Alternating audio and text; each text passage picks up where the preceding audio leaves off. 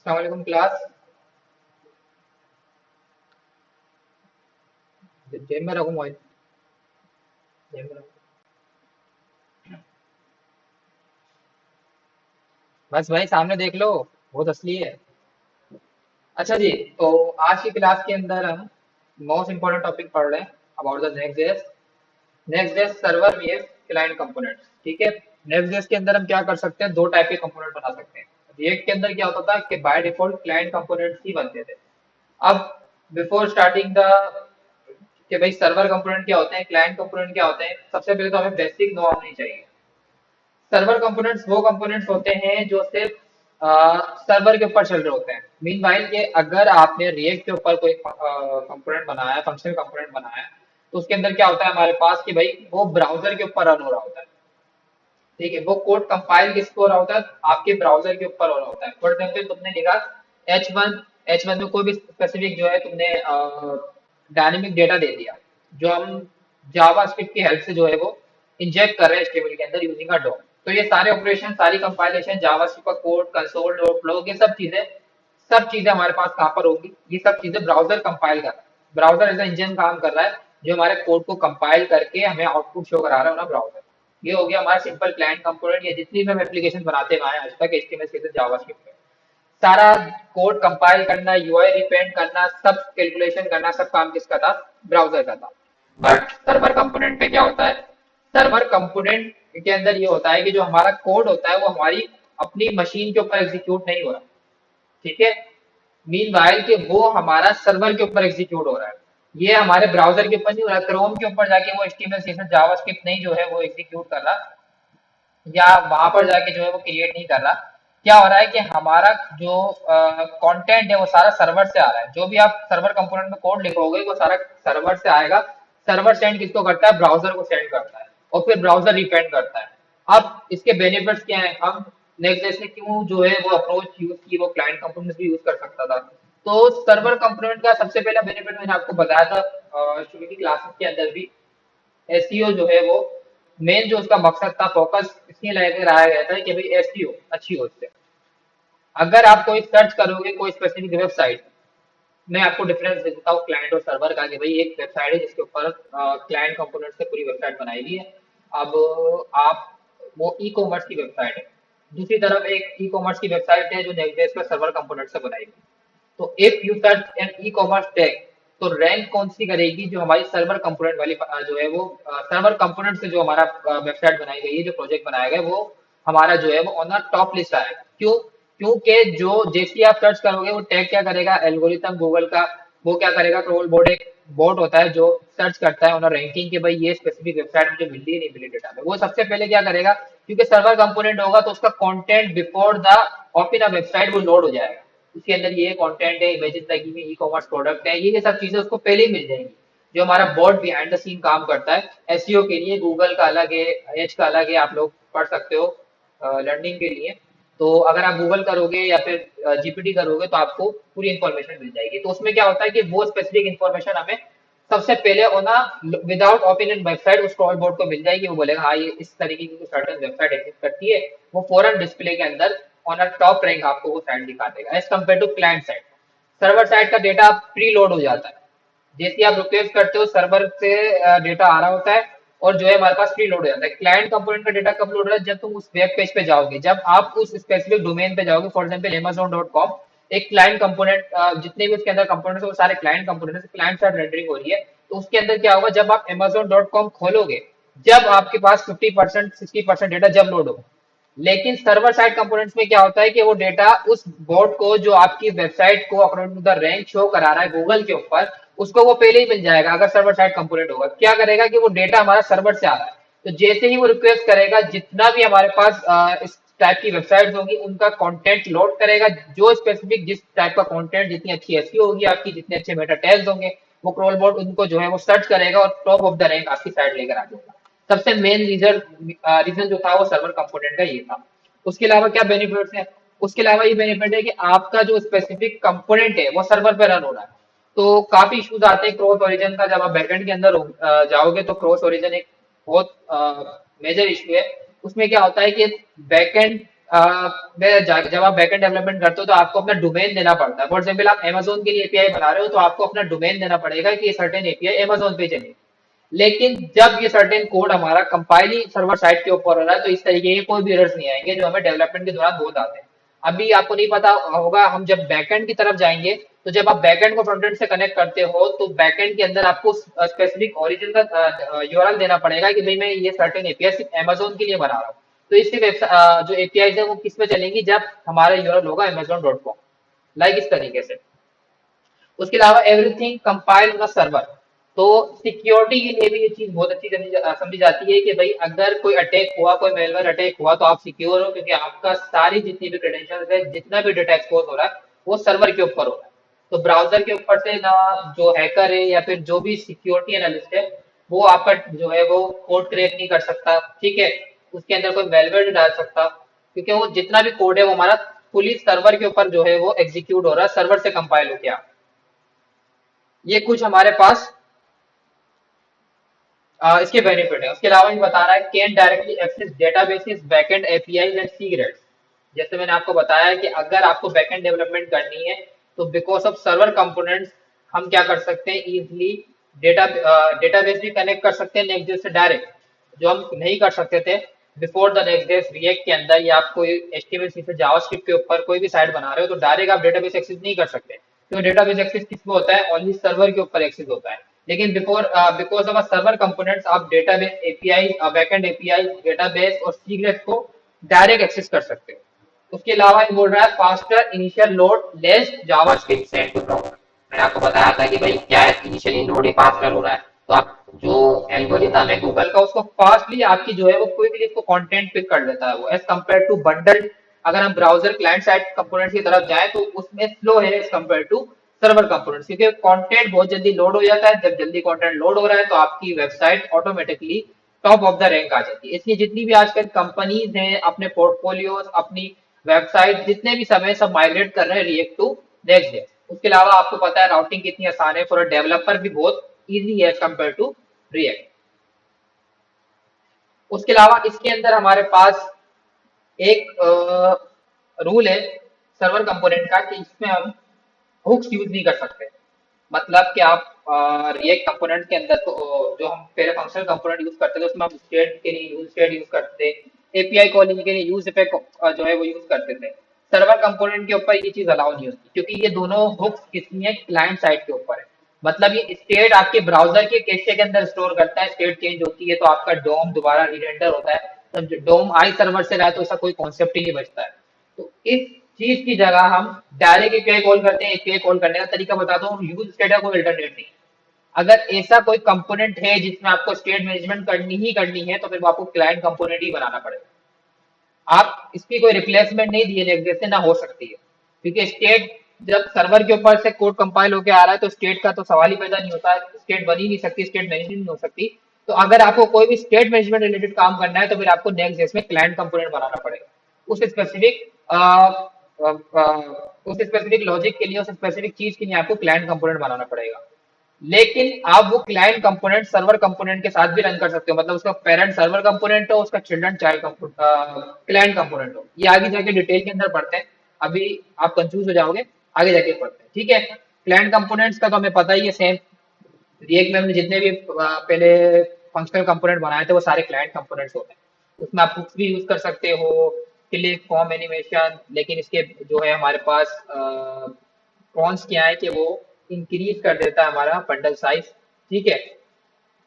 Client component का तो हम लोगों को पता ही। अब moving to the main point, ये चीजें तो हमने पढ़ ली है कि सर्वर कंपोनेंट्स में एपीआई कॉल सर्वर पे रन होती है, no codes issue, can use private API keys, faster data comes with HTML because of SEO, best for initial data loading, SEO pages, secure data paging. Security और SEO ही major चीजें हैं जो हमारे पास server component use करने के लिए हमें रिकमेंड करता है कि भाई आप सर्वर कंपोनेंट यूज करो because of SEO and security. अब सबसे पहले क्या करते हैं, एक नया प्रोजेक्ट बना लेते हैं। नेक्स्ट 3 करके मैं एक नया प्रोजेक्ट बना रहा हूँ।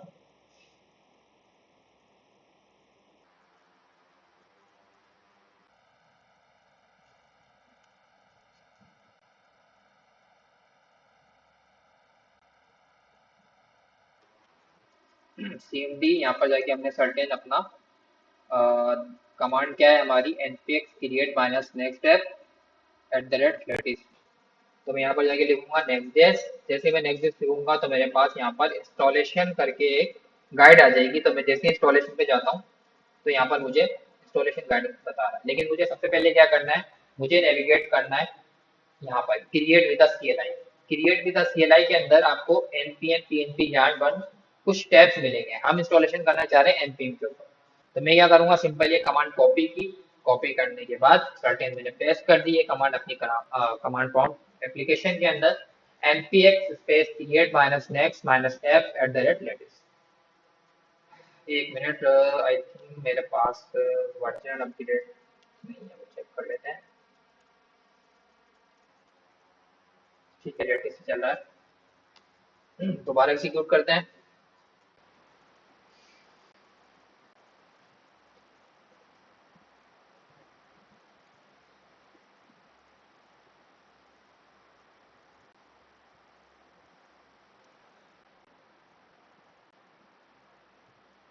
ठीक है, वो कह रहा है कि भाई प्रोजेक्ट का नाम क्या रखना है आपको अपने। मैंने बोला कि भाई मेरे प्रोजेक्ट का नाम होगा लेट्स सी नेक्स्ट, ये क्लास 3 कर देते हैं लेट्स। आप इंटर करोगे तो वो माई माइनस एफ डिफॉल्ट ऐप का नाम रख देगा। मैंने कर दिया क्लास 3। जैसे ही मैं इंटर करूंगा तो मेरे पास क्या होगा, मेरे पास 3 ऑप्शंस आ रहे हैं। Would you like to use recommend next just default. आप क्या डिफॉल्ट सेटिंग यूज करना चाहते हो, मतलब कि भाई उसने कुछ रिकमेंड डिफॉल्ट सेटिंग्स आपको दी हुई है जिसमें TypeScript split no React compiler Tailwind CSS no SRC app router agent dot MP. ये स्पेसिफिक हमारे पास जो है वो टेक्नोलॉजी के लो सर्विसेज के लो ये डिफॉल्ट दी हुई है। नहीं, हम अपनी कस्टमाइज करेंगे सेटिंग। जिसने पहले प्रोजेक्ट्स बनाए थे वो सिंपल क्या करो, नो रीयूज प्रीवियस सेटिंग के ऊपर क्लिक करो, एंटर कर दो, वही सेम सेटिंग्स जो है वो इंस्टॉल करना शुरू कर देगा। लेकिन मैं क्या कर रहा हूँ, अगर जिसको कोई भी अभी इशू होगा तो मैं दोबारा कस्टमाइज सेटिंग करके दिखा रहा हूँ कि क्या क्या हमें कस्टमाइजेशन करनी है। नो कस्टमाइजेशन सेटिंग में गया मैं, जिसके पास ये ऑप्शन नहीं आ रहा होगा उसके पास नहीं आ रहा होगा, जिसने अभी तक कोई भी नेक्स्ट ऐप अभी तक नहीं बनाई है। ठीक है, उसके बाद उसने बोला would you like to use TypeScript, इसको हम करेंगे no. Which linter would you like to use, ESLint use करूंगा मैं, तो उसको हमने कर दिया, जस्ट इंटर प्रेस किया। Would you like to use React compiler, मैंने बोला yes. Would you like to use Tailwind CSS, yes. उसके बाद would you like to code inside a SRC directory, मैंने बोला जी। Would you like to use app router recommended, yes कर देंगे। Would you customize import alias, इसको हम कर देंगे नो, ताकि वो डिफॉल्ट उठा ले। Would you like to include agent dot MD to guide code basing coding agents to write up to date next this code, मैं बोलूंगा अभी फिलहाल नहीं।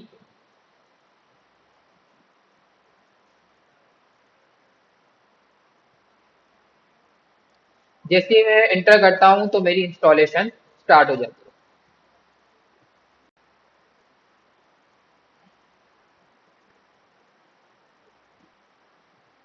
उमर आ गया हो? इतने दिन बाद क्यों आए हो आप? आ गया हो?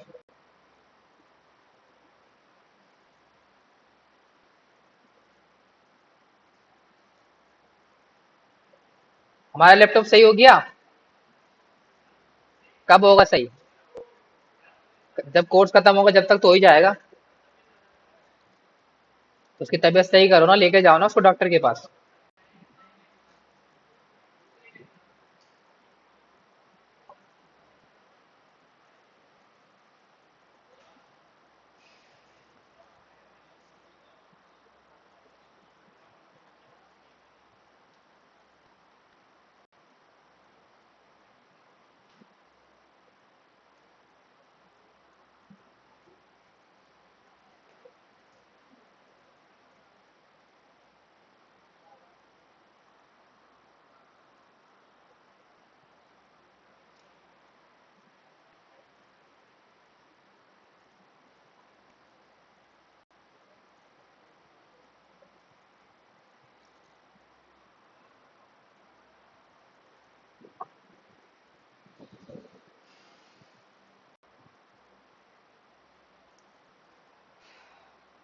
ठीक है, जितनी इंस्टॉलेशन हो रही है हम क्या करते हैं, क्लीन कर लेते हैं अपने प्रोजेक्ट को।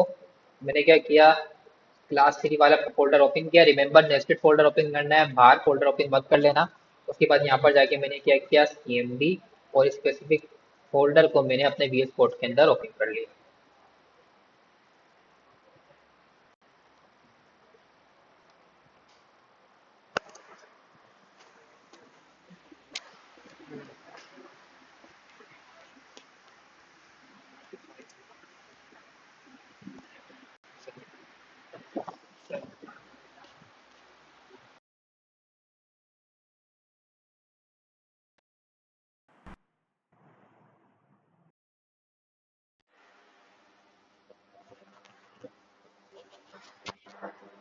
ठीक है, तो हमारा इस तरीके से प्रोजेक्ट स्ट्रक्चर है। लास्ट क्लासेस के अंदर भी हमने डिस्कस किया था कि हमारे पास क्या होता है।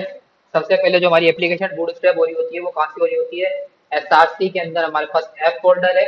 ऐप फोल्डर के अंदर हमारे पास layout.js है। तो यहीं से हमारी जो है वो एप्लीकेशन बूटस्ट्रैप हो रही होती है। मतलब यहीं सबसे पहले इस स्पेसिफिक एप्लीकेशन, सॉरी इस स्पेसिफिक फाइल के अंदर आता है। नेक्स्ट देन HTML, और HTML की जो है वो बॉयलरप्लेट क्रिएट करता है। बॉयलरप्लेट क्रिएट करने के बाद वो क्या करता है, पेज.js के अंदर जाके ये कंटेंट रेंडर कर रहा होता है। ठीक है, तो आई थिंक इंस्टॉलेशन कंप्लीट हो गई होगी। इंटरनेट बहुत स्लो चल रहा है। ठीक है, तो हम क्या करते हैं, सबसे पहले हम सिंपल क्या करेंगे कि जो हमारे पास ये HTML है, मैंने इसको इंटायर HTML को रिमूव किया। और फिलहाल के लिए हमने ये इमेज वाला टैग को भी रिमूव किया। और यहाँ पर जाके मैं सिंपल क्या करता हूँ, यहाँ पर जाके मैं बनाता हूँ H1। अब डिफॉल्ट हमारे पास सजेशन इसलिए नहीं आ रही कि ये बाय डिफॉल्ट JS की फाइल है। मुझे इसको करना होगा JSX। लेआउट को भी कर देंगे हम JSX। ठीक है, उसके बाद हम क्या करते हैं, सिंपल यहाँ पर जाके मैं लिखता हूँ H1।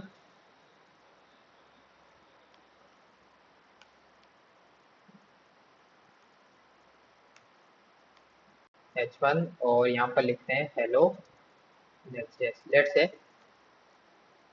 ठीक है, इसको मैं फॉर्मेट कर लेता हूँ। और बाकी हमें कोई भी चेंजेस की नीड नहीं है। ठीक है, सिंपल, बाकी हमें सब चीज़ ऐसी रहनी चाहिए। लेआउट को बिल्कुल भी नहीं छेड़ना। उसके अलावा ग्लोबल CSS के अंदर फिर बिल्ड कॉन्फ़िगरेशन हुई हुई है। जब हम इसकी थीम चेंज करेंगे तो जब हम इसको चेंज कर रहे होंगे। अभी के लिए फिलहाल हम सिंपल क्या करते हैं, इसको रन करते हैं। जैसे ही हमारा सारी डिपेंडेंसी इंस्टॉल हो जाती है।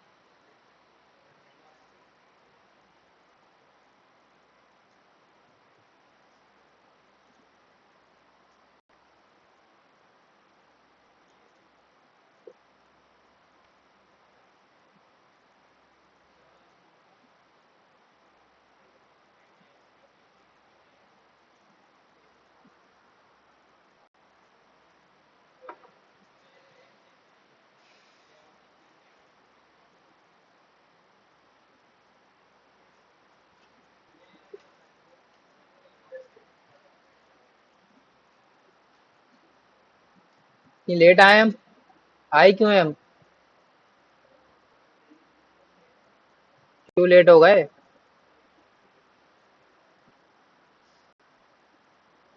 वजह भी तो होगी कोई लेट होने की। बहाना भी नहीं मिल रहा कोई, क्या बात है।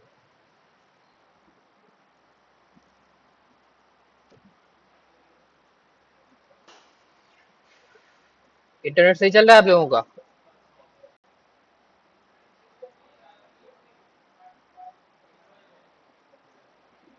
प्रोजेक्ट बन गया, किस किस का बन गया प्रोजेक्ट विद डिपेंडेंसीज।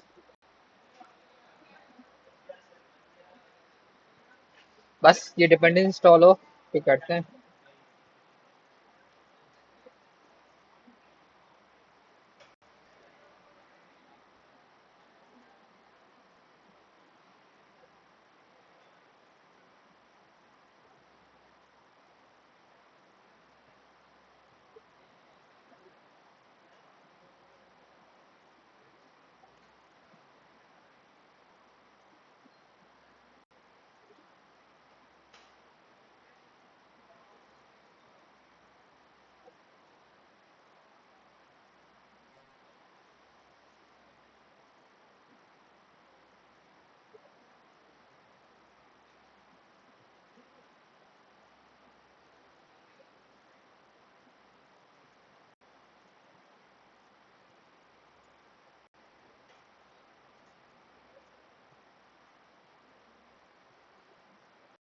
ठीक है, तो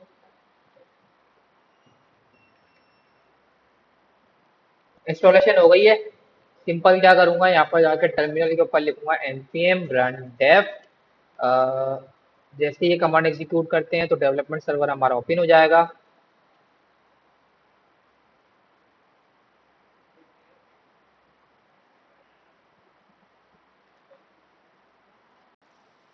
कंट्रोल के साथ जैसे मैं क्लिक करूंगा तो ये नेविगेट कर देगा मुझे उस सर्टेन लोकल होस्ट की यूआरएल के ऊपर।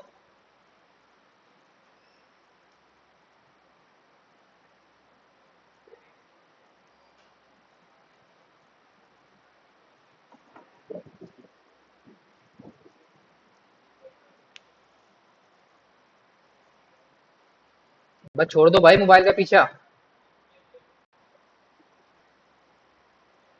और हम भी लास्ट में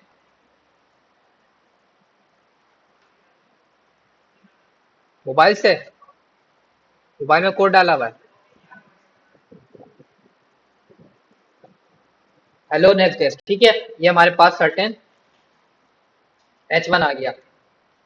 it's mean everything working fine. Telnet भी इसके अंदर ऑटो कॉन्फ़िगर है। तो अगर मैं यहाँ पर जाके बैकग्राउंड डालूं बीजी रेड 500, जैसे ही मैं सेव करता हूँ तो मेरे पास बैकग्राउंड चेंज हो गया। ठीक है, अब moving to the main point कि अब हम ये जो हमारा कंपोनेंट है, ये हमारे पास जो डिफॉल्ट कंपोनेंट है ये है सर्वर कंपोनेंट। ठीक है, नेक्स्ट जेएस ने जो कंपोनेंट बनाया है होम के नाम से, ये है हमारे पास सर्वर कंपोनेंट। अगर यहाँ पर जाके मैं एक्सेस करना चाहूँ, मैंने बोला कि भाई मुझे एक स्टेट बनानी है, ठीक है, काउंटर की स्टेट बनानी है। तो सबसे पहले तो मैं क्या करता हूँ, कॉन्स्ट काउंटर, उसके बाद सेट काउंटर यूज स्टेट। ठीक है, यहाँ से मैंने काउंटर की स्टेट बना ली। अभी मैंने कुछ भी नहीं किया, लेकिन मैं जैसे ही ब्राउजर के ऊपर जाऊंगा तो मेरे पास एक एरर आ रहा है। उसमें लिखा हुआ आ रहा है कि you are importing a module that depends on use state into a React server component module. This API is not only available in client component. To fix this, mark the file or its parent with a use client directory. Meanwhile के हमारे पास server component के अंदर ना हम use state use कर सकते हैं, ना हम यूज इफेक्ट यूज कर सकते हैं। आगे जाके हम जो हुक्स पढ़ेंगे, यूज रिड्यूसर, कॉन्टेक्स्ट एपीआई के लिए यूज कॉन्टेक्स्ट, ये सारे हुक्स हम जो है अपना सर्वर कंपोनेंट्स के अंदर यूज नहीं कर सकते। तो आप बोलेंगे सर अगर हम ये हुक्स यूज नहीं कर सकते तो ये तो हमारे पास हम कुछ तरीके की जो है वो कंपोनेंट बना रहे हैं जिसके अंदर स्टेट मैनेजमेंट होनी ही होनी है। तो काफी अगर हम कोई एडमिन पैनल या कोई भी सर्टेन पैनल बनाएंगे तो उसके ऊपर हम स्टेट कहीं ना कहीं तो यूज करेंगे ही। तो हम स्टेट यूज करना ही छोड़ देंगे तो फिर हमारी वेबसाइट कैसे बनेगी, स्टेट मैनेजमेंट कैसे करेंगे। तो उसके लिए हमें जो सर्टेन हमारे पास ब्लॉक ऑफ कोड, अब लेट से एग्जाम्पल ले लो कि आप एक लैंडिंग पेज बना रहे हो, एक स्पेसिफिक लैंडिंग पेज बना रहे हो जिसके अंदर हमारे पास एक स्पेसिफिक बिजनेस की इंफॉर्मेशन होगी। उसमें HTML CSS एनिमेशन ये सब चीजें चाहिए एक पेज के ऊपर। एक पेज के का अबाउट का, एक सर्विस का, आपने बोला ठीक है यहाँ तक तो सर्वर साइड कंपोनेंट का काम हो गया। अब नेक्स्ट पेज के अंदर हमारे पास वो बोलता है कि भाई इस टाइप का कुछ हो, जैसे काउंटर इफेक्ट हो, ठीक है, उसके अलावा हमारे पास फिल्टर्स हो, तो उसके लिए भी आपको स्टेट यूज करनी पड़ेगी। तो फिर आप उस सर्टेन चीज में क्या करोगे, ठीक है, फॉर्म सबमिट करना है, फॉर्म सबमिट के अंदर भी आपको क्या करना पड़ेगा, स्टेट यूज करनी पड़ेगी। तो हम किस तरीके से करें, स्टेट में डेटा सेव करेंगे फिर आगे एपीआई में सेंड करेंगे। जब स्टेट मैनेजमेंट ही नहीं है इसके अंदर तो हम किस तरीके से स्टेट यूज करेंगे, सवाल है ना ये। तो इस चीज से बचने के लिए हमें क्या करना पड़ेगा, हमें वो सर्टेन सिर्फ वो स्पेसिफिक ब्लॉक ऑफ कोड, अब आपने बोला कि वो सिर्फ उस फॉर्म के अंदर क्लाइंट कंपोनेंट होगा, तो तुम क्या करो, कंपोनेंट के फोल्डर के अंदर जाके कॉन्टेक्ट का नाम से फॉर एग्जाम्पल एक फॉर्म है जो हमारा क्लाइंट साइड होना ही होना चाहिए, उसमें हम स्टेट भी यूज करेंगे, उसके अंदर हम यूज इफेक्ट से कॉल करेंगे व्हाटएवर। तो वो सर्टेन सिर्फ कंपोनेंट आपने क्लाइंट कंपोनेंट बनाया, बाकी इंटायर एप्लीकेशन आपकी सर्वर कंपोनेंट पे चल रही होगी डिफॉल्ट। अब उसको आप क्या कर लो, इंपोर्ट कर लो अपने सर्वर कंपोनेंट के अंदर, तो हमारा मसला हल हो जाएगा। जो भी सर्टेन आपका स्टेट मैनेजमेंट वाला काम था वही स्पेसिफिक सिर्फ उसने उस कंपोनेंट में रखा। अब आप बोलोगे सर अगर हमने क्लाइंट कंपोनेंट के अंदर सर्वर कंपोनेंट में क्लाइंट कंपोनेंट इंपोर्ट कर लिया तो वो भी क्लाइंट कंपोनेंट बन जाएगा, नहीं। नेक्स्ट जेस्ट बोलता नहीं, अगर आपका कोई भी पेरेंट सर्वर कंपोनेंट है और उसका चिल्ड्रन क्लाइंट कंपोनेंट है, फॉर एग्जाम्पल यहाँ पर जाके मैं क्या करता, कॉन्टेक्ट अस का एक कंपोनेंट बनाता जो क्लाइंट कंपोनेंट होता, और यहाँ पर जाके मैं इंपोर्ट कर लेता contact us, let's say contact us कुछ भी लिख देते हैं, कॉन्टेक्ट अस इस तरीके से, ठीक है। अगर मेरे पास लेट्स सी होता, ये मेरा क्लाइंट कंपोनेंट है, ये मेरा सर्वर कंपोनेंट है, तो सिर्फ इस सर्टेन काम के लिए मैंने कंपोनेंट बनाया, बाकी जितना भी कोड है मेरा वो सारा सर्वर कंपोनेंट पे एग्जीक्यूट होगा। तो अब एसईओ के लिए भी अच्छा है। बस एक हमारे पास जो इसके अंदर डिसएडवांटेज होगा कि वो जो हमारा कॉन्टेक्ट अस वाला फॉर्म होगा वो हमारी एसईओ के अंदर स्लो आएगा, क्योंकि वो क्लाइंट साइड पे कंपाइल हो रहा है, वो ब्राउजर पे कंपाइल हो रहा है, लेकिन हमारी पूरी एप्लीकेशन तो सर्वर साइड पे चल रही है। तो जो क्रोल बोर्ड है, जो गूगल के ऊपर बिहाइंड द सीन एल्गोरिथम है, वो हमारी वेबसाइट तो फाइंड कर लेगा। अब उसको वेबसाइट के अंदर मिल जाएगा कि भाई ये ई कॉमर्स स्पेसिफिक वेबसाइट है, ये लेट से मेडिसिन के लिए फार्मेसी स्पेसिफिक वेबसाइट है, कोई भी टाइप की वेबसाइट है, तो उसने वहीं से सर्च कर दिया, उसको तो ये इन्फॉर्मेशन चाहिए ना। अगर कॉन्टेक्ट का हमारा क्लाइंट साइड भी हो रहा है तो it's not a big deal, इसका कोई मसला ही नहीं है। लेकिन हमें जितना हो सके उतना सर्वर साइड कोड लिखना होता है, सर्वर साइड कंपोनेंट के अंदर जितना हो सके, जहां तक पॉसिबल है। जो चीज पॉसिबल ही नहीं है क्लाइंट साइड का यूज स्टेट यूज इफेक्ट के बगैर, तो वहां पर हम क्या करेंगे, वहां पर हम क्लाइंट साइड कंपोनेंट यूज करेंगे, ठीक है। मैं कहूंगा सिर्फ यूज स्टेट, यूज इफेक्ट की भी रिप्लेसमेंट है नेक्स्ट के पास, कि अगर आपको कोई भी सर्टेन एपीआई कॉल करनी है तो विदाउट यूज इफेक्ट भी आप कॉल कर सकते हो। कैसे कॉल कर सकते हो अभी देख लेते हैं। अब यूज स्टेट का तो कोई रिप्लेसमेंट नहीं है, मैंने आपको बताया, यूज स्टेट आपको यूज करनी है तो अलग क्लाइंट साइड कंपोनेंट बनाओगे। अब सबसे पहले ये वाला मसला देख लो कि इस मसले को हल कैसे करना है। अगर हमारे पास, हम चाह रहे हैं कि अभी फिलहाल के लिए हमें यूज स्टेट यूज ही करनी है, लेकिन ये नेक्स्ट डे एरर दे रहा है, तो मैं इस मसले को हल कैसे करूँ। मैं बोल रहा हूँ ठीक है, इसको सर्वर साइड कंपोनेंट बना दो फॉर नाउ, मुझे इसमें स्टेट यूज ही करनी है। तो आपको सिंपल क्या करना पड़ेगा, सबसे पहले ऑन द टॉप आपको लिखना होगा use space client. Meanwhile आप नेक्स्ट डेस्क को बोल रहे हो कि भाई इसको एज अ क्लाइंट कंपोनेंट ही यूज करो। जैसे ही आप ये लिखते हो तो द एरर इज गॉन। अब हमारे पास कोई सर्टेन एरर नहीं है। अब हम इजिली स्टेट मैनेजमेंट कर सकते हैं इसके अंदर। मैं इसके अंदर काउंटर भी बना सकता हूँ जो इंक्रीज और डिक्रीज होगा। एक काउंटर बना के देख लेते हैं। मैंने एक काउंट की स्टेट तो बना ली, मैंने बोला ठीक है भाई यहाँ पर एक बटन बना दो। जैसे ही इस बटन पे क्लिक हो, यहाँ पर मैंने बोला काउंटर,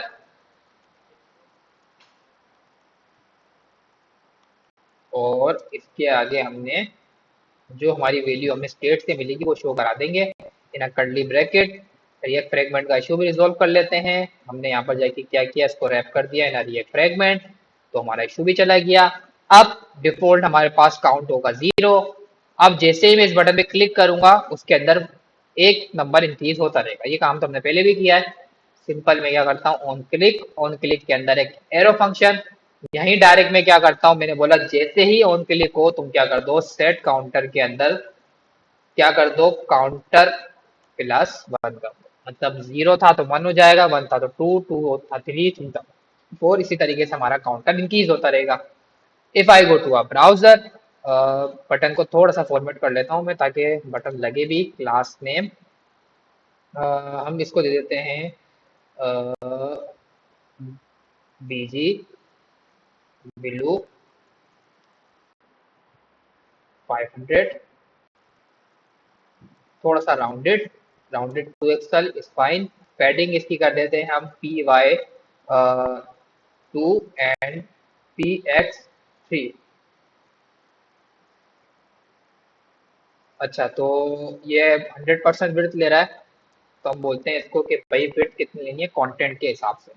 तो मैक्स कंटेंट यहाँ पर हमारे पास होता है I think so W content, क्या कह रहे हैं, स्क्रीन नहीं, फुल तो ये ऑलरेडी है ना, हमें मैक्स कंटेंट अप्लाई करना है इस पे। ये रहा मैक्स -W मैक्स, तो जितना हमारा कंटेंट होगा उसके हिसाब से हमारे पास बटन की हाइट सेट होगी, ठीक है। व्हेन आई क्लिक, काउंटर हमारा इंक्रीज हो रहा है, मतलब यहाँ पर हमारी स्टेट सही काम कर रही है। लेकिन जैसे ही मैंने यहाँ से जाके इसको डिलीट कर दिया तो नेक्स्ट जेस्ट क्या करेगा, नेक्स्ट जेस्ट समझेगा ये तो सर्वर कंपोनेंट है और आप सर्वर कंपोनेंट पे यूज स्टेट यूज कर रहे हो, तो हमारे पास एरर आ जाएगा। तो अगर आपको स्टेट मैनेजमेंट रिलेटेड काम करना है, कुछ भी करना है, तो आपको क्या करना पड़ेगा, use client on a top use करना पड़ेगा, जब भी आप सारे हुक्स को यूज कर सकते हो on a next JS functional component. यहाँ तक क्लियर हुआ? पक्की बात है। यूज क्लाइंट यूज करोगे if you want to use any hook, like use state, use context. हम आगे जाके और भी हुक्स यूज करेंगे, अभी हमने सिर्फ दो ही पढ़े। ये हमारे पास है। अगर हमारे पास स्टेट यूज करनी है तो तुम्हें इसको जो है वो क्लाइंट कंपोनेंट ही बनाना पड़ेगा यूज केस क्लाइंट। बस छोड़ दो भाई, मोबाइल का पीछे छोड़ दो। देख लिया उसने कोड, अब सामने देखो। यहाँ तक क्लियर हुआ? यहाँ तक किसी को कंफ्यूजन, कोई भी सर्टेन सवाल हो जहन में, पूछ सकते हैं आप। जी ठीक है, लेकिन ये नहीं है कि आप बोलोगे भाई इश्यू आ रहा है यूज क्लाइंट लगाओ जान छुड़ाओ, वही यूज करोगे। आप सबसे पहले तो रिप्लेसमेंट ढूंढोगे, क्या क्या मुझे इस सर्टेन चीज के लिए रिप्लेसमेंट मिल रही है जो मैं सर्वर साइड के अंदर कर सकूं। Being a next gen developer, ये आपकी जो है वो स्ट्रगल है, कह लो आपकी लर्निंग है। मैं अभी तक कर रहा हूँ वही, अगर मेरे को एक सर्टेन चीज में मसला आ रहा है, क्या वो सर्वर साइड के ऊपर हो सकता है? पहले पूरी जो है वो लर्निंग करो, देखो कि इसका कोई सोल्यूशन है कि हम इसको सर्वर साइड पे कर सकते हैं without using a use state या एनी सर्टेन हु। अगर वो हो सकता है तो आप उसको सर्वर साइड पे करो। बहुत ज्यादा जरूरत है तो फिर उसका मैंने आपको सोल्यूशन बता दिया, पूरे कंपोनेंट को क्लाइंट साइड में बना देना। जो सर्टेन चीज है जिसको आपको स्टेट यूज करनी है, उसका एक ब्लॉक ऑफ कंपोनेंट सेपरेट बना दिया और उसको यहाँ पर इंपोर्ट कर लिया। तो इससे क्या होगा, तुम्हारा पेरेंट वाला जो कंपोनेंट है वो सर्वर ही रहेगा, और जो आपका क्लाइंट कंपोनेंट है वो आपने यहाँ पर इंपोर्ट कर लिया। अब फॉर एग्जाम्पल मैं बोल रहा हूँ कि जो मेरा होम वाला पेज है ये मेरा हमेशा सर्वर कंपोनेंट ही रहे, लेकिन आपको काउंटर भी यूज करना है। तो मैंने क्या किया, एसआरसी में जाकर एक फोल्डर बनाया कंपोनेंट करके, यहाँ जाके मैंने बोला कंपोनेंट, और यहाँ पर जाके हमने एक फाइल बना ली काउंटर डॉट जेसस करके, RFC। और यहाँ पर जाके जो भी स्टेट रिलेटेड काम था मैंने इसकी जगह पर यहाँ पर लिख दिया। ये बटन भी मैंने यहाँ से कॉपी कर दिया है क्योंकि इस बटन के ऊपर हम स्टेट मैनेजमेंट कर रहे हैं। तो मैंने बोला इधर इस बटन को प्रेस कर दो, और हमने यूज स्टेट वाला रिलेटेड सारा काम हमने क्या किया, इस काउंटर डॉट जेएसएस के अंदर कर दिया। ठीक है, और हमारे पास इंपोर्ट यूज स्टेट फ्रॉम, ये सब मैंने क्या किया, एक सेपरेट काउंटर डॉट जेएसएस जिसका काम ही सिर्फ यही है, काउंटर वाला स्पेसिफिक काम है। इसी तरीके से आपके पास छोटी मोटी कंपोनेंट्स के अंदर ही आप क्लाइंट साइड हुक्स यूज कर रहे होंगे, नॉट कि भाई इंटायर आपकी वेबसाइट के अंदर जो है वो स्टेट जगह जगह यूज हो रही है। तो भाई इधर यूज हो रहा था, इसका मैंने क्या किया, काउंटर डॉट जेएसएस करके सेपरेट मैंने क्या किया, कंपोनेंट बना लिया। अब मुझे इसको यूज करना है तो सबसे पहले तो मुझे इसको क्लाइंट साइड बनाना पड़ेगा, वरना इसमें भी एरर देगा वो। इधर मैंने कर दिया कि हाँ भाई ये तुम कंपोनेंट यूज कर लो क्लाइंट साइड पे, मेरा पूरा होम का कंपोनेंट मत यूज करना, सिर्फ इसको यूज कर लो यूज क्लाइंट। और यहाँ पर जाके मैंने बोला import counter from at the rate slash component slash counter. ठीक है, और यहाँ पर जाके मैंने क्या किया, काउंटर को इंपोर्ट कर लिया। अच्छा मैंने सी कैपिटल स्मॉल लिख दिया है, तो कैपिटल ही लिखना आप लोग। और यहाँ पर जाके मैंने क्या किया, यहाँ पर जाके मैंने यहाँ पर काउंटर को import, if I go to browser, counter is defined multiple times।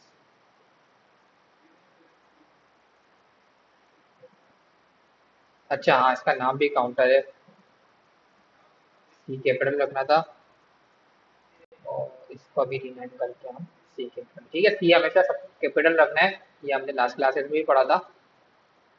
If I go to browser, अच्छा वहां पर भी अब चेंज हो गया है, अब सही।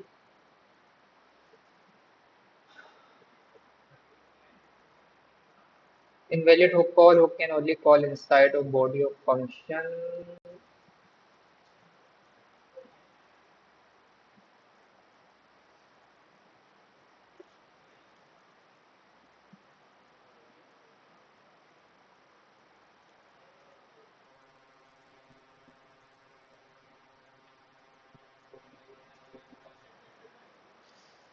सॉरी सॉरी, हाँ फंक्शन के अंदर यही एरर होगा। ठीक है, अब हमारे पास क्या हुआ, इंटायर हमारी होम वाली जो साइड है वो सर्वर कंपोनेंट है, और हमारे पास जो ये बटन है वो हमारा क्लाइंट कंपोनेंट। ठीक है, तो इंस्टेड ऑफ दिस कि मैं पूरे के पूरे मेन पेज को ही क्लाइंट कंपोनेंट बना देता, एसईओ अच्छी नहीं होती, कभी भी क्रोम बोर्ड उसको सर्च ही नहीं कर पाता, मेरी वेबसाइट में यूजर आ ही नहीं पाता। इंस्टेड ऑफ दिस वो स्पेसिफिक कंपोनेंट जिसके अंदर मुझे स्ट्रिक्टली क्लाइंट कंपोनेंट की जरूरत थी, मैंने सिर्फ वो अलग सेपरेट यूज किया। उसका काम नेक्स्ट जेएस को बताना है कि भाई इसको क्लाइंट साइड पे जो है वो लोड कर दो, मुझे इसमें स्ट्रिक्टली यूज स्टेट यूज ही करना है। वो नेक्स्ट जेएस की कमांड है, लाइब्रेरी भी नहीं, बस आपने यूज क्लाइंट कर दिया तो कंपाइल टाइम के ऊपर नेक्स्ट जेएस समझ जाएगा कि भाई ये क्लाइंट कंपोनेंट बनाना है, इसको सर्वर कंपोनेंट बनाना है। वरना इसको पता किसे चलता कि किसको सर्वर कंपोनेंट बनाना है, किसको क्लाइंट कंपोनेंट बनाना है।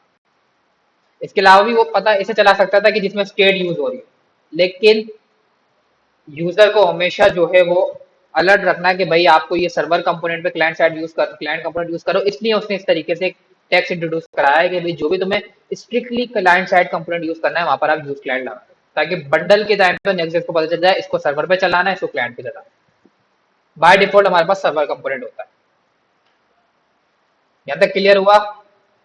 पक्की बात है?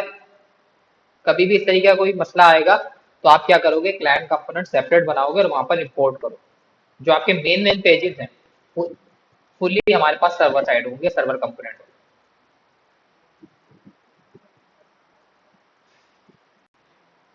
इसके अलावा हमारे पास के अंदर क्या क्या है? हाँ, अब आप बोलोगे सर ठीक है, हम स्टेट यूज नहीं कर सकते, यूज इफेक्ट की रिप्लेसमेंट है। यूज स्टेट की कोई रिप्लेसमेंट नहीं है, लेकिन अगर हमें कोई सर्टेन एपीआई कॉल करनी है तो क्या हम सर्वर साइड कंपोनेंट पे कर सकते हैं? हाँ, कर सकते हैं। यूज इफेक्ट का अल्टरनेट क्या है? अब आप बोल रहे हो कि मुझे यहाँ पर एक एपीआई कॉल करनी है। ठीक है, हमने एपीआई कॉलिंग की थी यूजिंग का यूज इफेक्ट। सबसे पहले तो मैं क्या करता हूँ, कोई डमी एपीआई यूज करता हूँ, मॉक एपीआई देखते हैं। मॉक एपीआई,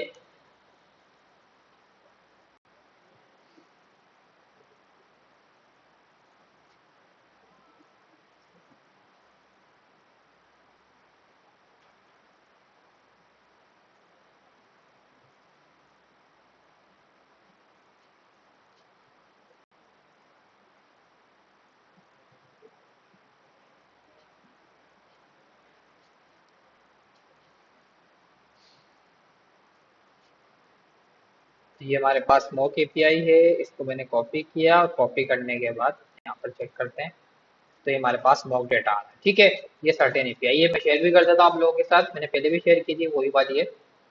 आपको यहाँ पर गूगल पे जाके लिखना है जेसन, क्या नाम था इसका, जेसन प्लेस होल्डर। ठीक है, यहाँ जाके मैं जो है वो आपको एक और शेयर भी कर देता हूँ।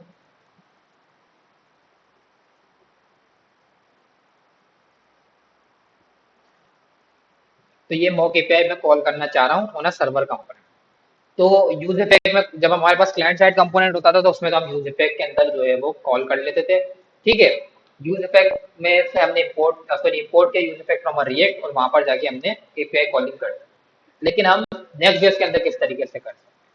तो नेक्स्ट जेएस के अंदर आपको कोई भी एपीआई कॉल करनी है तो आप डायरेक्ट क्या करोगे, अब यहाँ पर मैं एक एपीआई कॉल करता हूँ। ठीक है, यहाँ पर जाके मैंने बोला कि भाई आप क्या करो, एक फंक्शन बना लेते हैं गेट एपीआई डेटा करके। गेट एपीआई डेटा, पहला फंक्शन बना लेते हैं।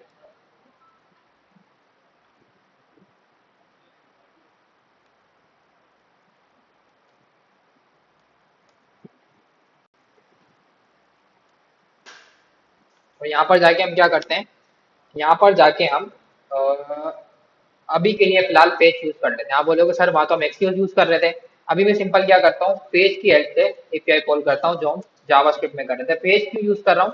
क्योंकि नेक्स्ट जेएस रिकमेंड करता है कि आप पेज यूज करो फॉर कॉलिंग का एपीआई। अब इसको हम आगे जाके डिटेल में पढ़ते हैं। अभी फिलहाल मैंने क्या बोला कि पेज करो ये डेटा। ठीक है, ये डेटा पेज करो, और पेज करने के बाद मुझे जो भी डेटा मिले तुम इस स्पेसिफिक वेरिएबल में दिखा दो।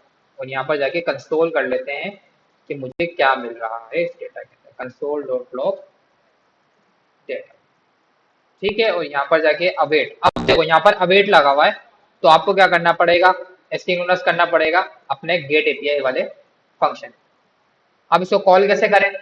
आपको सिंपल कॉल करने के लिए क्या करना है, शुरू के अंदर ही बिल्कुल आपको क्या करना है, यहाँ पर जाके इस एपीआई को कॉल करते हैं विदाउट एनी यूज इफेक्ट, कुछ भी नहीं, बस ये फंक्शन कॉल कर दिया। अब ये फंक्शन कॉल करने के बोल रहा है तो बोल रहा है कि ये तो अवेट रुकेगा यहाँ पर, तो आपको एसिंक्रोनस बनाना पड़ेगा। तो हम एक जो हमारा कंपोनेंट है फंक्शनल उसको भी एसिंक्रोनस बनाना पड़ेगा। तो उसने पूरे के पूरे फंक्शनल कंपोनेंट और ये उसको सॉरी फंक्शनल कंपोनेंट को हमारे नेक्स्ट गेस्ट के एसिंक्रोनस बना दिया। तो क्या एरर देगा, if I go to a browser, अच्छा गेट एपीआई बिफोर इनिशियलाइजेशन इसलिए बोल रहा है कि वेरिएबल बाद में बोला है, तो उसको उठा के ऊपर रख दो, एक ही बात है, ठीक है। If I go to a browser, तो मेरे पास क्या हुआ, एपीआई कॉल हो गई। ये काम आप रिएक्ट में नहीं कर सकते थे, रिएक्ट में करके देखोगे लूप में पड़ जाएगा, कभी भी डेटा नहीं आएगा। तो देखो ये रहा, ये हमारे पास रिस्पॉन्स आ रहा है सारा, तो इसने एंटायर रिस्पॉन्स हमें दे दिया।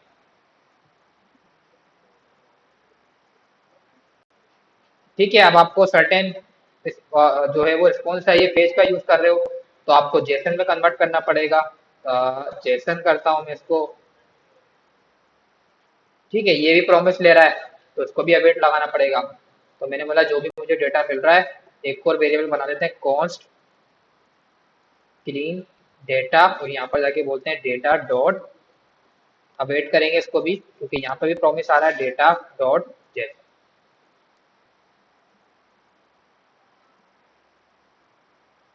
तो एपीआई कॉलिंग इतनी आसान कर दी है नेक्स्ट ने कि आपको ना यूज इफेक्ट लगाने की जरूरत है, ना यूज इफेक्ट की डिपेंडेंसीज याद करने की जरूरत है।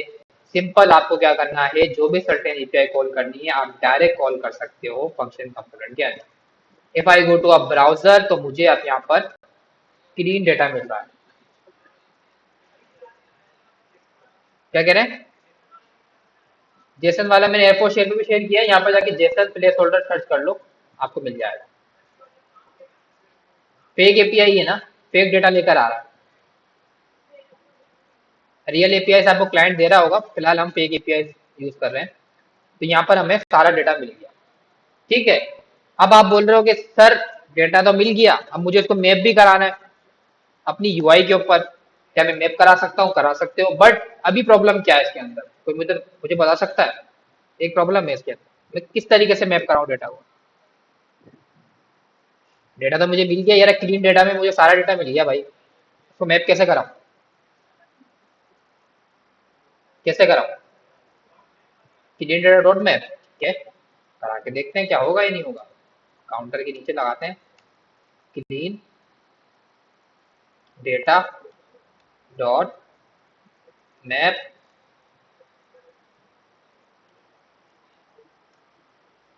चलो यहाँ तक लिखते हैं, मैं कुछ भी नहीं लिख रहा इसके आगे अभी फिलहाल के लिए। क्या बोल रहा है, clean data is not defined, इसमें कोई वेरिएबल ही नहीं है, वेरिएबल तो बना हुआ है। क्या इशू है, हमने पढ़ा था लास्ट क्लासेस के अंदर, स्कोप के बारे में पढ़ा था, थोड़ी सी हिंट भी दे रहा हूँ मैं।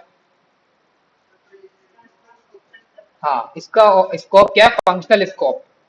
ये सिर्फ आप फंक्शन के अंदर जो है वो उसको एक्सेस कर सकते हो। ग्लोबल स्कोप, फंक्शनल स्कोप हमने पढ़ा था ना, कि कोई भी वेरिएबल जो हम फंक्शन के अंदर बना रहे हैं उसको आप फंक्शन में ही गेट कर सकते हो, फंक्शन से बाद उसका स्कोप खत्म हो गया। जावास्क्रिप्ट का जो बंडल है वो क्या कर रहा है कि भाई इसका स्कोप इधर ही तक था। एक स्टोर, फॉर एग्जाम्पल आपके पास एक स्टोर है, एक एडोटोरियम, स्टोर के अंदर जो भी चीज है उसका स्कोप वहीं से वहीं तक है, आप उसको डायरेक्ट एक्सेस नहीं कर सकते। अब आप बोल रहे हो कि मुझे दोनों जगह एक्सेस करना है, तो आपको बिल्कुल बाहर बनाना पड़ेगा उसको। फॉर एग्जाम्पल आपको बिल्कुल बाहर जो है वो चीज को रखना पड़ेगा। आप एडिटोरियल में भी उसको जो है वो गेट कर सकते हो, और हमारा स्टोर में भी कर सकते हो। तो या तो आप क्या करो, ग्लोबली आपने एक वेरिएबल बना लिया, जब भी आपको डेटा मिले आप उसके अंदर सेट करा दो। एक तो हमारे पास ये सोल्यूशन है। क्या मतलब, कहना चाह रहा हूँ मैं, ये कहना चाह रहा हूँ कि हमारे पास यहाँ पर मैंने बोला एपीआई डेटा करके यहाँ पर लेट से बनाएंगे, कौन से नहीं बनाएंगे सॉरी, यहाँ पे जाके मैंने बोला let API data equal to empty array, जो भी तुम्हें डेटा मिले वो सेव करा दो तुम इस एपीआई डेटा वाले वेरिएबल के अंदर, ठीक है। अब मैं यहाँ पर एपीआई डेटा पे मैप चलाऊंगा तो चल जाएगा, ठीक है। यहाँ पर जाके अगर मैंने यहाँ पर रिटर्न के अंदर जितने एच1 लिखे जितने मेरे टू डू होंगे उतने ही मेरे H1 बन जाएंगे। मैंने बोला रिटर्न कर दो भाई। यहाँ पर हमने रिटर्न कर दिया।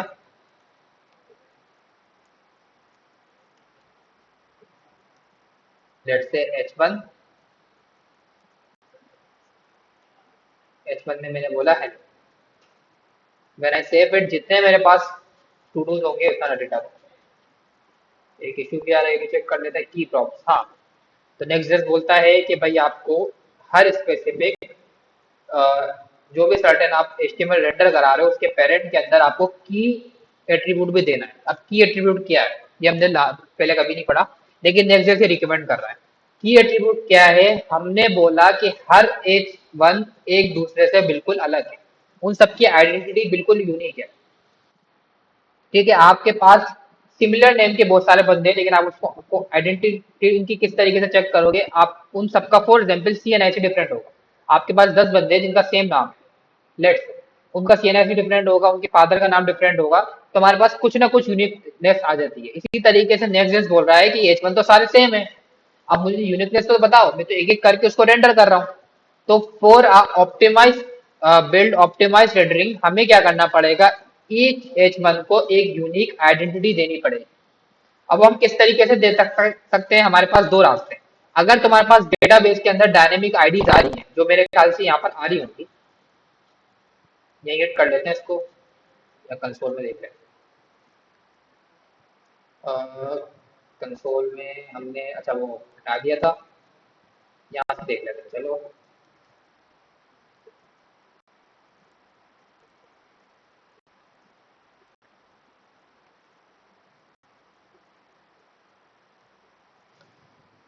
यहाँ पर देखो सबकी यूनिक आईडी है, देखो आईडी करके की है जो यूनिक है सब, हर किसी में चेंज है।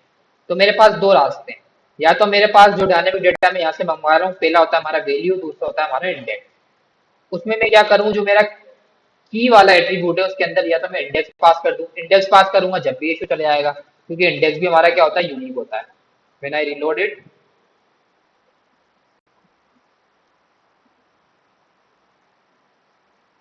अच्छा सॉरी सॉरी सॉरी सॉरी, यहाँ पर नहीं, ये हमें ऐड करना होगा जो हमारा मेन डिव है इसके। इसको डिव बना दो, भले रिएक्ट ब्रेक में हटा दो। यहाँ पर जाके हमने क्या करना होगा, ये सर्टेन जो की वाला एट्रीब्यूट है जो उसका पेरेंट है, इसका पेरेंट हमारा होगा ये डिव। यहाँ जाके मुझे पेस्ट करना होगा। जैसे ही मैं सेव करता हूँ तो एरर चला गया। या तो आपने क्या किया, जो आपको इंडेक्सेस मिल रहे हैं 0 1 2 3 वो यूनिक है, सब एक दूसरे से अलग है, या तो आप वो यूज कर लो। या तो आपने देखा कि भाई मुझे जो एपीआई से रिस्पॉन्स आ रहा है उसके अंदर भी मुझे यूनिक की मिल रही है आईडी, जो सबकी अलग है, इसकी 28 है, इसकी 29 है, इसकी 30 है, कोई इसकी मेरे पास सर्टेन रिपीट नहीं हो रही है। तो आप इसकी जगह क्या कर सकते हो, आपने बोला कि इसकी जगह v.id, तो ये भी हमारे पास यूनिक है, तो जब भी एरर नहीं आएगा, ये आपकी मर्जी है। शर्त ये है कि यूनिकनेस होनी चाहिए आपके डेटाबेस के रिस्पॉन्स के अंदर, अगर नहीं है तो आप इंडेक्स यूज कर। दूसरा, आप इंस्टीड ऑफ दिस मुझे जो डेटा मिल रहा है वहां से वो शो कराना है। तो डेटा मुझे कहाँ से मिल रहा है, एक्चुअल टाइटल मुझे मिल रहा है, टाइटल की में v.टाइटल, यहाँ जाके मैं कर देता हूँ v.टाइटल, तो मुझे ईच टू डू का कंटेंट मिल गया जी। यूजर आईडी दे सकते हो, यूनिक होनी चाहिए। यूजर आईडी यूनिक नहीं है ना बी के केस में, एक यूजर के मल्टीपल टूल हैं, यहाँ पर भी 3 आ रहा है, यहाँ पर भी 3 आ रहा है, unique, each specific object unique होना चाहिए बिल्कुल टोटल। अगर यूजर आईडी यूनिक होती तो हम दे देते। ठीक है, यहाँ पर मैंने सीरियल नंबर भी देना है इसके, ये 1 है ये 2 है, तो मैं एक और क्या करता हूँ, कर्ली ब्रैकेट लगा के यहाँ पर इंडेक्स प्लस 1।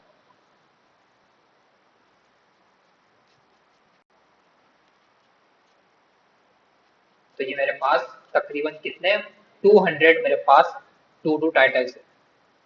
ठीक है, थोड़ा सा स्पेस भी दे देते हैं ऑन द बिटवीन, तो मेरे पास ये यहाँ तक क्लियर हुआ। यहाँ तक किसी का कोई सवाल।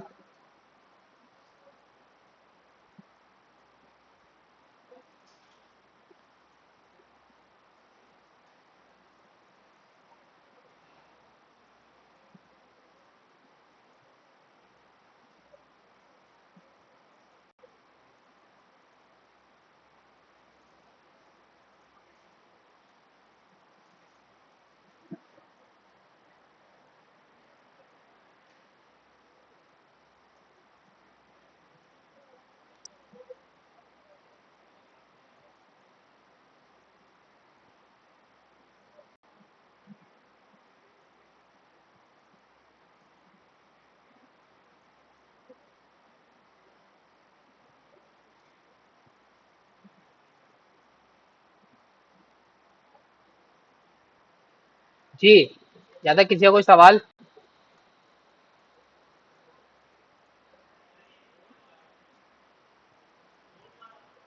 स्क्रॉल बार आ रहा है, कंटेंट ज्यादा है ना भाई, क्या आ रहा है?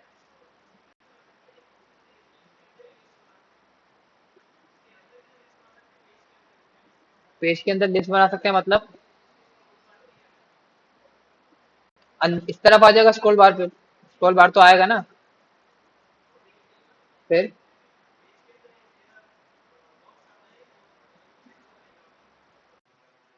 तो उस बॉक्स में भी स्क्रॉल बार आएगा, टेबल लाइक बोल रहे हो क्या आप? आई थिंक स्क्रॉल बार तो आएगा, कंटेंट इतना बड़ा है।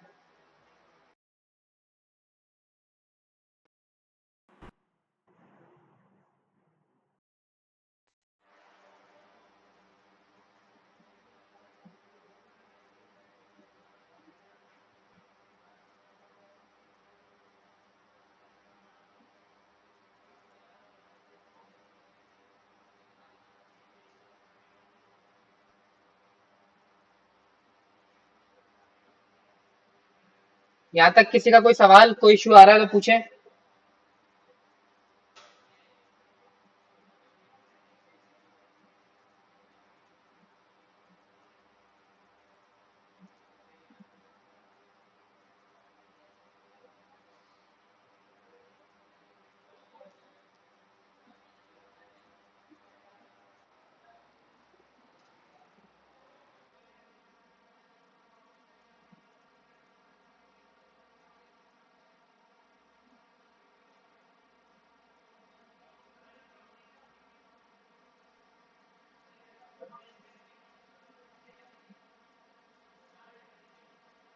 स्पेसिफिक,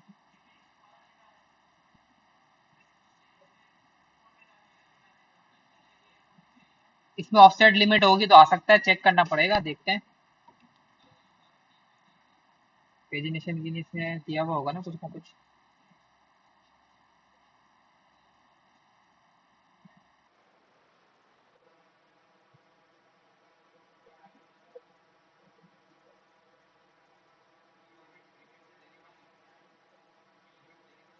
हाँ, पेजिनेशन बैकएंड पे लगानी होती है, फिर जितना डेटा चाहिए उतना आप रिक्वेस्ट करते हो सर्वर पे।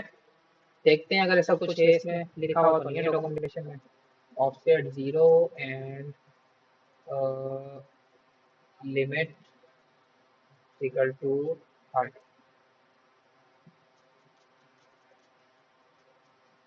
नहीं, इसमें पेजिनेशन नहीं लगेगी। हम अपनी एपीआई बनाएंगे तो उसमें पेजिनेशन लगा लेंगे, अभी फिलहाल डेटा हमारा 200 है। अगर आप क्लाइंट साइड पे उसको मैनेज करना चाहते हो तो यहाँ पर जाके आप जो है वो इसकी लेंथ को अपडेट कर दो। आप बोलो कि भाई मुझे क्या करना है, API data dot length is equal to 30। Let's C,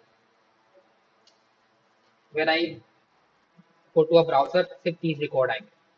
client side के ऊपर अभी फिलहाल कर सकते हो, डॉट लेंथ में उतनी लेंथ लगा दो जितना आपको डेटा चाहिए।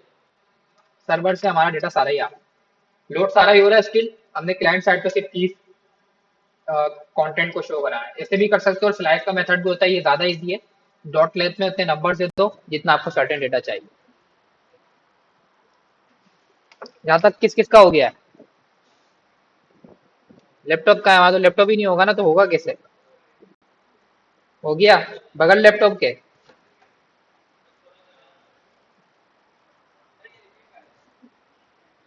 रिपीट कर दूं?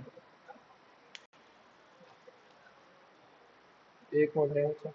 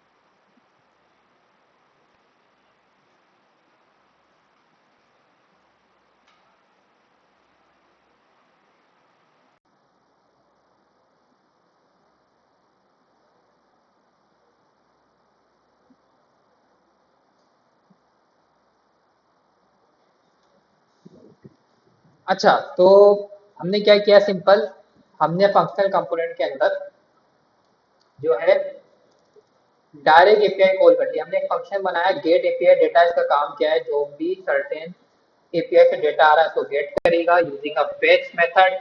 उसके बाद जो भी रिस्पॉन्स मिल रहा है डेटा डॉट जेसन के अंदर, मतलब जेसन में कन्वर्ट करके इस स्पेसिफिक एपीआई डेटा वाले वेरिएबल में सेव करा देगा। और हम क्या करेंगे, हम उसके नीचे मैंने कॉलम क्या करा, मैंने बोला जैसे ही हमारा रेंडर हो कंपोनेंट, आपको क्या करना है, गेट एपीआई डेटा वाला जो है वो फंक्शन एग्जीक्यूट कर देना। ठीक है, वो जैसे ही एग्जीक्यूट करता है तो हमारे पास क्या है, हमारे पास अ, जैसे ही मैं कंप्यूटर रेंडर करता हूँ तो ना फर्स्ट टाइम ये सिर्फ एक ही टाइम एग्जीक्यूट हो। ठीक है, नेक्स्ट इतना इंटेलिजेंट है कि एक ही टाइम इसको एग्जीक्यूट कर रहा होगा। जैसे ही मैं लोड करूंगा और मेरा जो है वो फंक्शन एग्जीक्यूट होगा, डेटा फेच करके लाएगा, जेसन में कन्वर्ट करेगा और यहाँ पर शो कराना शुरू कर देगा यूजिंग अ डेटा डॉट में। अब आप बोल रहे हो कि सर इससे भी अगर हमें कोई फास्ट वे है, हम नहीं चाह रहे फंक्शन बनाना, तो क्या करो, इसकी जगह पर डायरेक्ट हमने क्या करा, हमने बोला कि जो डेटा हमें मिल रहा है वो कौन डेटा वाले वेरिएबल मैंने गेट किया। गेट करने के बाद मैंने बोला कि ये जो एपीआई डेटा करके एक वेरिएबल बना लेता हूँ यही डायरेक्ट। यहाँ पर जाके आपने क्या किया, डेटा को जेसन में कन्वर्ट कर दिया। तो 2 लाइन के अंदर आपका काम हो गया। फंक्शन वंक्शन कुछ नहीं बनाया हमने। जैसे ही हमारे पास कंपोनेंट एंटर हो, डेटा वाले ऑब्जेक्ट के अंदर पेश करेगा, जेसन में कन्वर्ट करेगा और हमें यहाँ पर कंटेंट मिल जाएगा। API data is not defined, spelling की गलती हो गई आई थिंक। एपीआई, अच्छा सॉरी, अवेट, तुम्हारा कंटेंट 2 लाइन के अंदर हो गया। अगर आप इस तरीके से यूज करना चाहो इस तरीके से कर लो, एक सेपरेट फंक्शन बनाना चाहो सेपरेट फंक्शन बना लो। अच्छा, सेपरेट फंक्शन कब बनाओगे, जब एक साथ 3-4 एपीआई कॉल कर रहे हो, ताकि क्लीनर हमारे पास वेरियस सेपरेट फंक्शन हो। एक यूजर का डेटा लेकर आ रहा है, एक पोस्ट का डेटा लेकर आ रहा है, वॉट। अगर एक ही एपीआई कॉल करनी हो ना ईच कंपोनेंट, तो आप डायरेक्ट इसे कर लो। इट्स अप टू यू, दोनों वे सही है। ठीक है, यहाँ पर सिंपल हमने सिर्फ 2 लाइन्स के अंदर किया है। हमारे पास क्या है कि एसिंक्रोनस जो है वो कंपोनेंट बना देता है नेक्स्ट डेज इसको, कि जब तक डेटा आ रहा है जब तक तुम क्या करो, जब तक जो है वो सर्टेन लोड करो। अच्छा, अब इसमें क्या हो रहा है, आप ये हर रिलोड के ऊपर डेटा नहीं आ रहा। इफ आई रिलोड इट, इसे कैशे में रखा हुआ है, क्योंकि इतना फास्ट डेटा कैसे आ सकता है ना। अगर मैं यहाँ पर भी हिट करूँ तो थोड़ा सा टाइम तो लेता है, 1 सेकंड। ये काम मैं रिएक्ट में करता तो थोड़ा सा डिले लगता है, लेकिन नेक्स्ट डेज में सबसे पहली बात, before because of the optimization ये फास्ट है, सेकंड उसने कैशे में रखा हुआ है। बार बार डेटा लोड नहीं कर रहा सर्वर से, वो कैशे से उठा के लेकर आ रहा है। बिकॉज हमारे पास क्या है, इस वजह से जो है ये फास्ट है। ठीक है, यहाँ तक क्लियर हुआ या नहीं, हुआ या नहीं, क्या कंफ्यूजन है, कोई सवाल है, कंफ्यूजन है तो पूछ लो, उसमें कोई मसला नहीं है। क्या कंफ्यूजन है, क्या कंफ्यूजन है, ऊपर से कैसे जा रहा है भाई। इसमें हमने सिंपल क्या किया, यूज इफेक्ट के अंदर हमें क्या करना पड़ता था, ये एपीआई कॉल करनी पड़ती थी। हमने डायरेक्ट एपीआई कॉल कर ली यहाँ पर, और जो एपीआई से डेटा मिल रहा है वो मैंने एपीआई डेटा वाले वेरिएबल में सेव कराया और यहाँ पर जाके मैप मेथड यूज करके रेंडर कर लिया। ये सिर्फ सेम काम हम एचटीएमएल से जावास्क्रिप्ट में भी करते हैं। हमारे रिएक्ट के अंदर हमने एक्सक्यूज यूज किया था। यहाँ पर मैं पेज थी, यहाँ पर आप एक्सक्यूज भी यूज कर सकते हो, it's up to you. But यहाँ पर हमने पेज फंक्शन यूज किया जी। एरर डॉट अवेट नहीं लगाया, डेटा में आपने फेच फंक्शन सही यूज किया है, अवेट लगाया फेच डेटा में। रिफ्रेश करो एक दफा।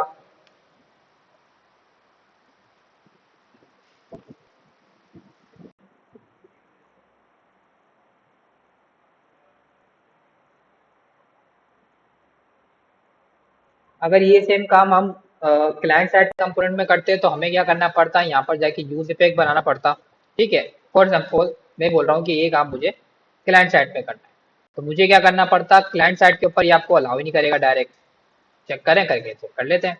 हमने क्या किया, मैंने 2 लाइनें ऐड कर दी, बस कुछ भी नहीं किया। ठीक है, यहाँ से मैंने 2 लाइनें ऐड कर दी। अवेट लगाया, बोला एसिंक्रोनस बनाओ, मैंने बना दिया भाई।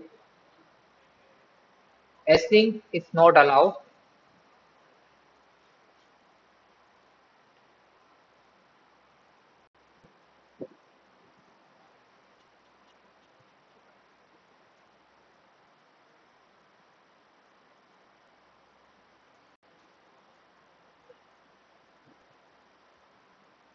ये देखो,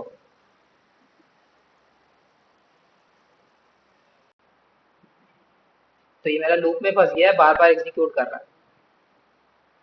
ठीक है, अगर इस पर रेट लिमिट लगी हुई होती तो अब तक तो मेरी सारे क्रेडिट्स खत्म हो जाते। इसलिए क्लाइंट साइड पे ये काम नहीं कर सकते, सिर्फ सर्वर साइड पे कर सकते हो। क्लाइंट साइड पे डेटा फेच करना है तो तुम्हें यूज इफेक्ट ही यूज करना होगा। यहाँ पर जाके प्रॉपर हम वही काम करेंगे जो हम रिएक्ट में कर रहे थे, इंपोर्ट यूज इफेक्ट, क्योंकि यूज इफेक्ट बनाया ही इसलिए गया है। तो इंस्टीट्यूट ऑफ दिस मैं क्या करूंगा, यहाँ पर जाके यूज इफेक्ट कॉल करूंगा। यूज इफेक्ट के अंदर हमारे पास क्या है, ये हमारे पास एक कॉल बैक फंक्शन है। और यहाँ पर जाके मैं ये फेच वाला कोड को पेस्ट कर देता हूँ। यहाँ से मैंने कॉपी किया, कॉपी करने के बाद मैंने यहाँ पर पेस्ट कर दिया। ठीक है, सॉरी, यहाँ पर हम यूज इफेक्ट में वेट नहीं लगा सकते, तो हमें एक और वेरिएबल बनाना पड़ेगा, कॉन्स गेट डेटा। ये हमारा होगा एरो फंक्शन। तो यहाँ पर जाके हम क्या करेंगे, डेटा को पेस्ट कर दिया। पेस्ट करने के बाद हमने सिंपल क्या किया, अवेट एसिंक्रोनस बनाना होगा, तो हमने क्या किया, गेट डेटा वाले फंक्शन को एसिंक्रोनस बना दिया। सेकंड चीज हमें क्या करनी है, मैंने बोला जो भी डेटा मिल रहा है वो स्टेट में सेव करा दो, तो उसके लिए हम ये स्टेट यूज कर लेते हैं, या नहीं बना लेते हैं, चलो, कॉन्स डेटा सेट डेटा। ठीक है, मैंने एक स्टेट बना ली जिसके अंदर मेरा डेटा आएगा, क्योंकि यहाँ पर हम इंडिपेंडेंटली यूज स्टेट यूज कर सकते हैं। ठीक है, तो यहाँ पर हमने यूज स्टेट ही बनाया। उसके बाद हमने बोला कि जो भी डेटा आपको मिले, आप क्या करो, सेट डेटा वाले हुक के अंदर सेट करा दो।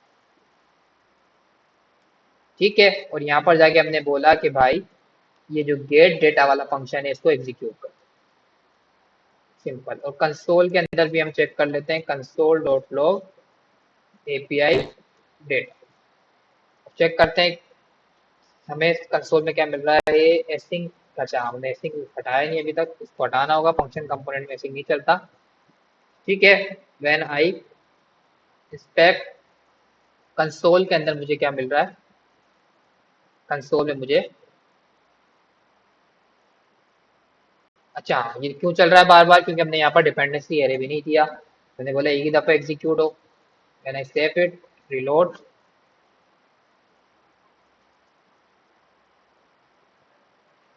तो ये हमारे पास डेटा। ठीक है, मैंने बोला जो भी डेटा है सेम लाइक सर्वर कंपोनेंट, इसके ऊपर क्या करो, मैप चला दो। तो मैंने यही कोड कॉपी किया, बस वेरिएबल का नाम चेंज कर दूंगा। और यहाँ पर जाके मैंने बोला कि आप इसमें भी मैप चलाओ। तो हम क्या करते हैं, हम यूज कर रहे हैं डेटा। तो मैंने बोला डेटा डॉट मैप, एचटीएमएल के बाहर लिख दिया कि हमने, और नहीं सही है,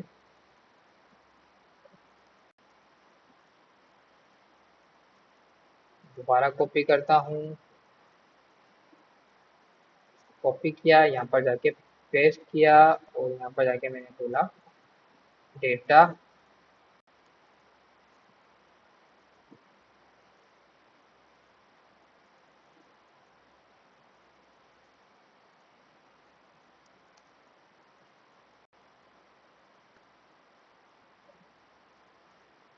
अच्छा इसका पेरेंट भी तो देना पड़ेगा, रिएक्ट फ्रेगमेंट यूज कर लेते हैं। तो ये रिएक्ट फ्रेगमेंट मेरा बंद होगा यहाँ।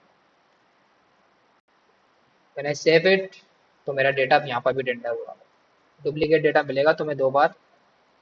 ये हमारा कौन सा वाला आ रहा है, ये हमारा आ रहा था सर्वर से। तो इसको फिलहाल के लिए मैं कर देता हूँ कमिट।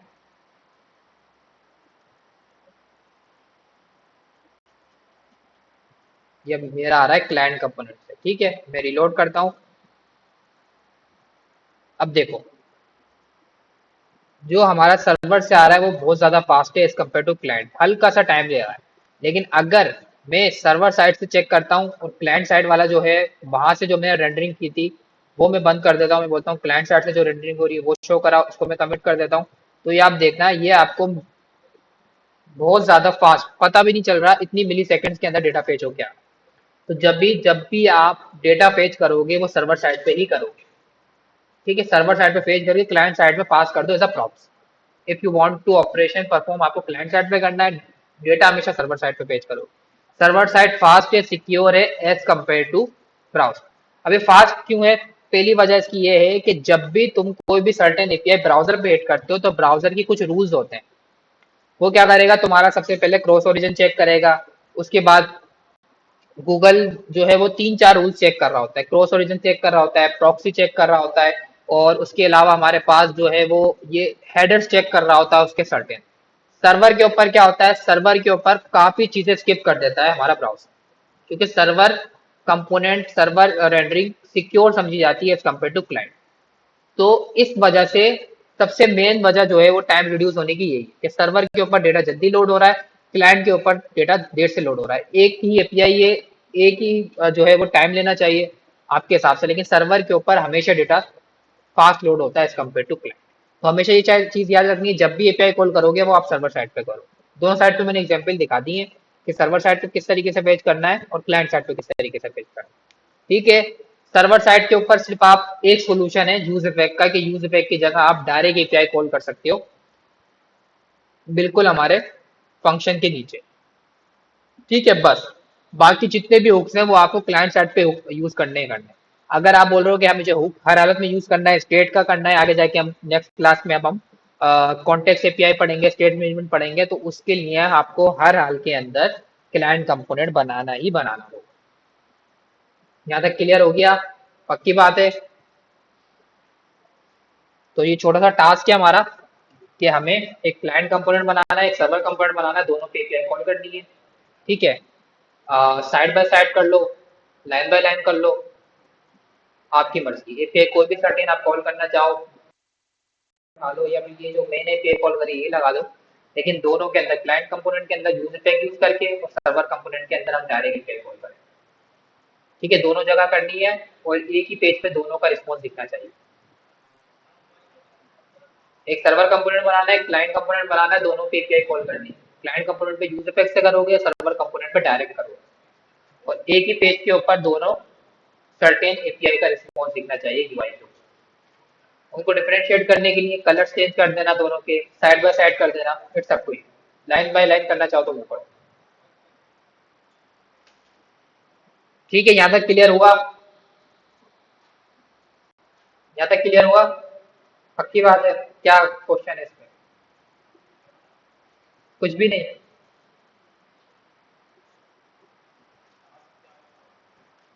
जिस तरीके से मैंने दो कंपोनेंट बनाए हैं, एक क्लाइंट कंपोनेंट बनाया है, एक सर्वर कंपोनेंट बनाना है, आपको भी सिंपल ऐसे ही बनाना है। सर्वर कंपोनेंट में भी वही एपीआई कॉल करनी है और क्लाइंट कंपोनेंट में भी सेम एपीआई कॉल करनी है। डिफरेंस आपको पता है, यहाँ यूजर पे यूज होगा, यहाँ पर डायरेक्ट एपीआई कॉल होगा, और वो दोनों चीजें मेरे को यूआई पे दिखनी चाहिए, जिसे मैं अपनी दिखा दूँ।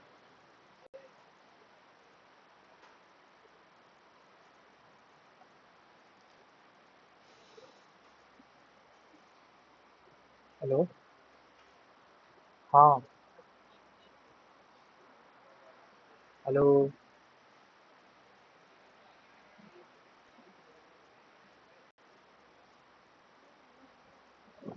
हाँ हाँ हाँ, आ रही है आवाज। हेलो, आवाज आ रही है। हाँ। कौन सी प्रेजेंटेशन? तो ग्रुप ही नहीं है 10 बंदों का, क्या करें? हाँ।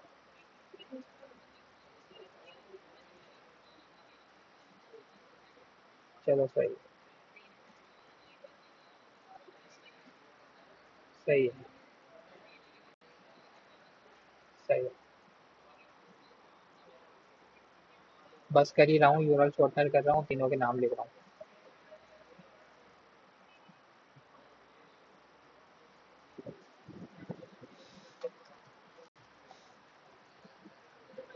ठीक है, टास्क समझ में आ गया? करोगे टास्क? भले समझ में नहीं आया हो तो बता दो ना क्या इशू है, देखते हैं। मैं आता हूँ एक मिनट। अच्छा, इससे पहले बस क्लास एंड कर रहे हैं। रिएक्ट की मैंने आपको डिप्लॉयमेंट नहीं बताई थी कि रिएक्ट का प्रोजेक्ट किस तरीके से डिप्लॉय करना है। तो उसके लिए हम यूज कर रहे हैं वर्सल। वर्सल हमारे पास क्या एक टूल है, ठीक है, बहुत ज्यादा इजी डिप्लॉयमेंट कर देता है। सिंपल आपको क्या करना है, वर्सल के ऊपर जाना है। वर्सल के ऊपर जाने के बाद आपको लॉग इन करना है, ठीक है, लॉग इन विद गिटहब कर लो, गूगल कर लो, बहुत सारे ऑप्शन। उसके बाद आपको क्या करना है, एड न्यू प्रोजेक्ट पर क्लिक करना है। गिटहब के ऊपर आपकी रेप होनी चाहिए, ठीक है। मैंने क्या किया हुआ, डायरेक्ट अपना गिटहब को कनेक्ट किया इसके साथ। अब मेरे पास अकाउंट ही ऑलरेडी लिंक है। जी। हाँ, अलग अलग बनाने दोनों कंपोनेंट।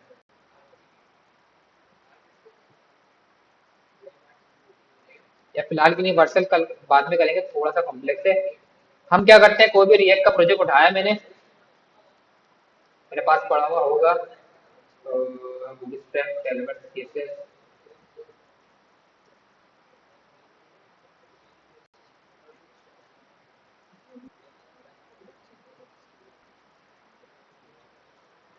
चल मंडे को करते हैं फिर इसको, क्योंकि मेरे पास अभी प्रोजेक्ट है नहीं, क्लोन करने में टाइम लगेगा। मंडे को नए वर्सल अकाउंट पे कर लेंगे। तो मंडे को याद दिलाइएगा कि रिएक्ट को हम डिप्लॉय किस तरीके से कर सकते हैं, ये हमने पढ़ा नहीं था। वैसे नेक्स्ट जेएस और रिएक्ट दोनों का बेस सिमिलर है। जिस तरीके से नेक्स्ट जेएस के अंदर npm रन बिल्ड होता है, उसी तरीके से इसमें होता है, बिल्कुल सेम वे। लेकिन ये कि मैं रिएक्ट का भी बता दूंगा, फिर आगे जाके हम नेक्स्ट की डिप्लॉयमेंट में देख लेंगे। वैसे दोनों की बिल्कुल सेम डिप्लॉयमेंट है, एक ही कमांड है for creating a deployment environment. Host किस तरीके से करेंगे हम नेक्स्ट क्लास में देख लेंगे। यहाँ तक किसी का कोई क्वेश्चन हो तो पूछ लें।